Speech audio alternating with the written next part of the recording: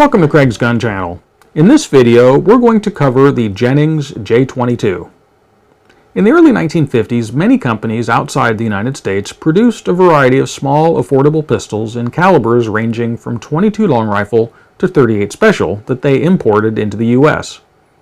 Utilizing cost-effective production methods and low-cost zinc alloys, the resulting firearms were very affordable, and while quality was low, they did work, and they served to provide a cost-effective alternative to people who might not have been able to otherwise afford a firearm. Unfortunately, their low cost resulted in them frequently showing up in crime investigations, and they became known as Saturday Night Specials. In 1968, the Gun Control Act of 1968 prohibited the continued importation of these firearms and resulted in several American companies being created to cover the demand for them, which didn't go away. Firearms designer George Jennings answered that demand, and in 1970 created the Raven Arms Company, producing a line of small, affordable semi-auto pistols, primarily in .22 long rifle and .25 ACP.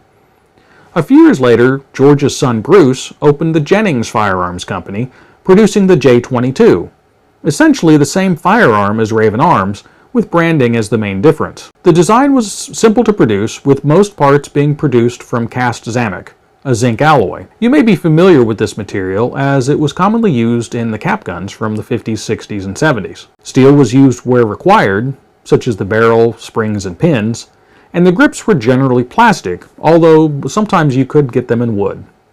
Finishes were in satin nickel, chrome, or black. This particular example has the wood grips and in chrome finish. The J22 is a semi-automatic blowback-operated pistol holding 6 rounds in its single-stack magazine, which is held in place by a heel release. It has a fixed barrel, which is 2.5 inches long, and this one has the older style sliding safety, which was later changed on later models to a rotary style. These little pistols were cheaply made, and quality control left a lot to be desired. Accuracy is generally not great, and the materials used in their manufacture do not lend themselves to a lot of use.